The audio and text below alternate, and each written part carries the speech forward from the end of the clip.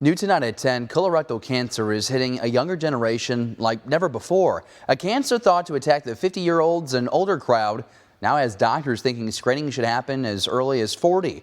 I sat down with one Quincy woman who is a self-described fighter as she works her best to beat colorectal cancer.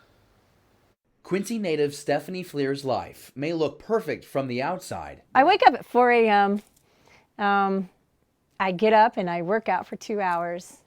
I get my kids up, get them ready for school. But this mother of 5 and non-traditional student is fighting a vicious fight on the inside. The longer you put it off, the bigger this cancer becomes. Fleer is in her early 40s. She was diagnosed with stage 4 colorectal cancer last August, thinking at first she just had hemorrhoids. The news encouraged her to move back to the Gem City from Indianapolis to begin treatment.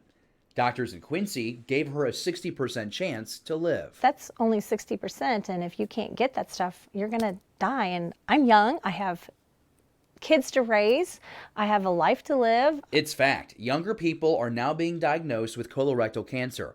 According to the American Cancer Society, the median age of diagnosis has dropped from 72 in the late 80s to 66 in 2016, meaning half of all new cases are people 66 or younger.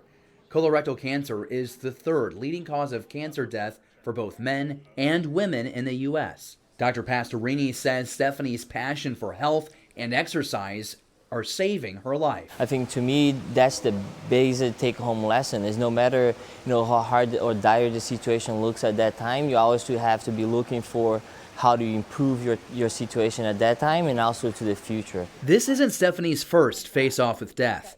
Her son Kelton was born with a rare disease in 2012. He only lived 8 days.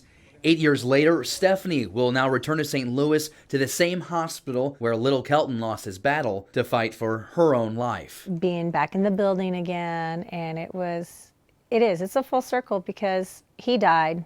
Mama's fighting for his life.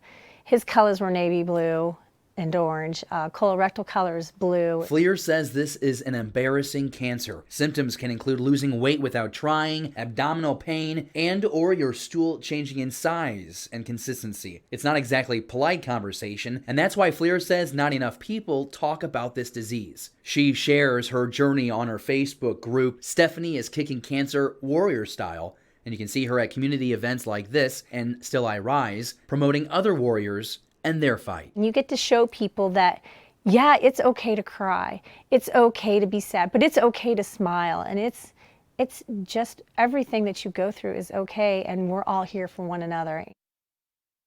Dr. Pastorini says if you have concerns, you need to seek out your primary care physician immediately. Exercise matters. He suggests 3 or 4 times per week, and that routine should be complemented with a well-balanced diet. And for a list of symptoms, we'll have a list of that provided for you on the story at KHQA.com. And I am happy to share Stephanie's final surgery in St. Louis was successful, and that fighter is now home recovering as a survivor. We'll be right back.